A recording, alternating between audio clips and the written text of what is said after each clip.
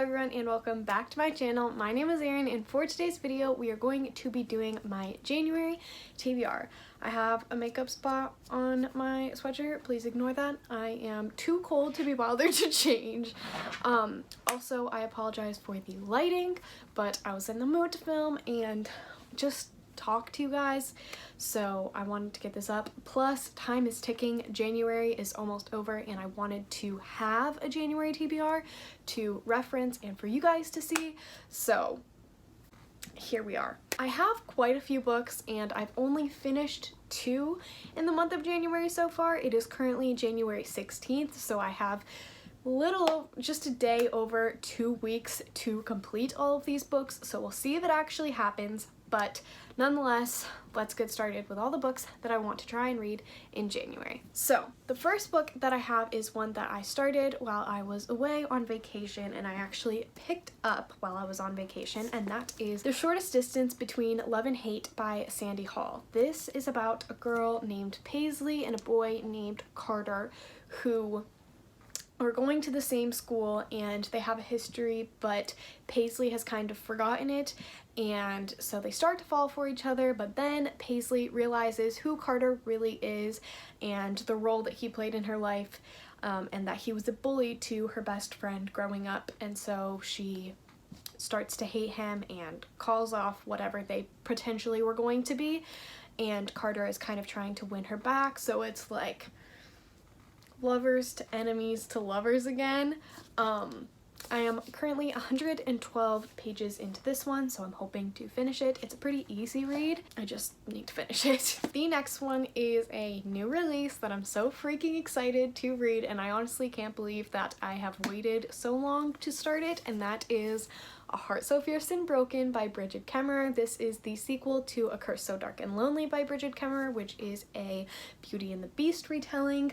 So seeing as this is a sequel, I can't really tell you what it's about, but the first book, like I just said, is a Beauty and the Beast retelling following Ren, who is under a curse. He's the Beast, and Harper, who has cerebral palsy and has to help break the curse, and then there's also a character named Gray who is friends with Ren, and I believe we get more perspectives in this one, which is super cool. Yeah, I'm so excited. This is one of my most anticipated releases of the year. It came out January 7th, and so I had it pre-ordered to my house because I couldn't wait. Plus, I needed to ensure that I got the Barnes & Noble exclusive edition because the art on the end papers is just absolutely stunning. Then we have a really thick book that is honestly intimidating, but I'm listening to the audiobook, so that kind of lessens it, and that is The Starless Sea by Erin Morgenstern. I honestly don't know much about this. I just started this audiobook and I'm 4 chapters in.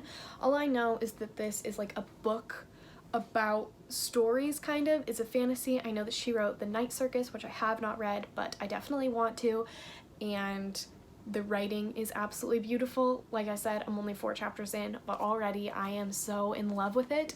So hopefully I will be able to finish this. This is an 18-hour audiobook, so it'll take me a little bit, but I'm loving it already, so I don't think that it should be too much of a problem. Then we have a book that I have already finished, but I will refrain myself from giving a review, and that is Come Tumbling Down by Seanan McGuire. This is the 5th book in the Wayward Children series. I have absolutely adored this series thus far, and so I was obviously super excited. This was another one of my most anticipated releases of the year. I can't tell you which characters this follows because it would be a spoiler for the rest of the series, but these are all basically modern fairy tales. They're novellas, they're super short and super whimsical.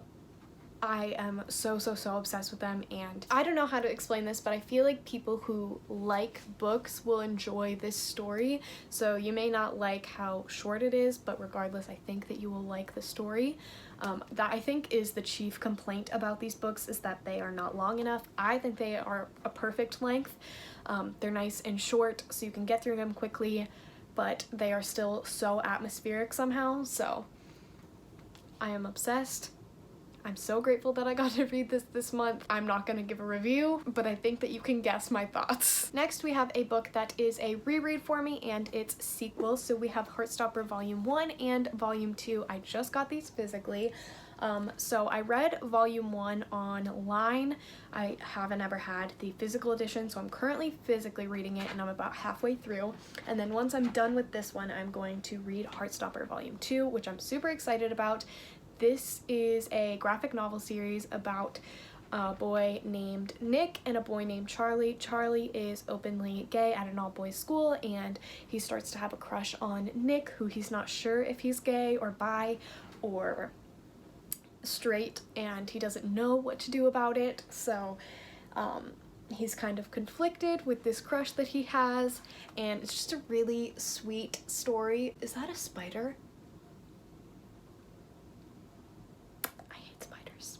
Okay, I can do this. Anyway, these are the next two that I really want to read, and I am so excited for Volume 3 to be coming out. I believe it comes out this summer, so I'm really excited to have that one as well. Then lastly, we have a book that I have literally been reading since I think September, and that is Frankly in Love. I don't have the dust jacket on it because I'm too lazy to go grab it, but I am 264 pages into this one. I have been since like November or December, I think, which is honestly pathetic, but hopefully this will be the month where I can finish like the last not even 100 pages, maybe just over 100 pages. Let me see. I have like 130 pages left of this, so I need to just do it. It's not that long. This is a super easy read, and I am really enjoying it. I don't know why I haven't finished it, but it needs to happen. This is a story about a Korean boy who has racist parents and wants him to date a Korean girl. So when he starts dating a white girl, he has to fake date one of his friends who is Korean, so that when he is actually on a date with his girlfriend or hanging out with her, they have a cover, since the girl that he is fake dating also has racist parents and she is dating a Chinese boy. I think he's Chinese, I believe. But then fake dating becomes something more, and they start to develop feelings, and that becomes a bit of a problem. So yeah, I absolutely have been loving this. I just need to finish it. That was one of my fastest wrap-ups ever, given the amount of books that I have. So I am thoroughly proud of myself, and once I'm done filming, we'll give myself a round of applause. That is the saddest thing I've ever said. Let me know what you guys are reading. I really hope that you guys are doing well, reading mentally and otherwise. I hope that you guys enjoyed this video, and if you did, I really hope to see you all in my next one. Bye, guys!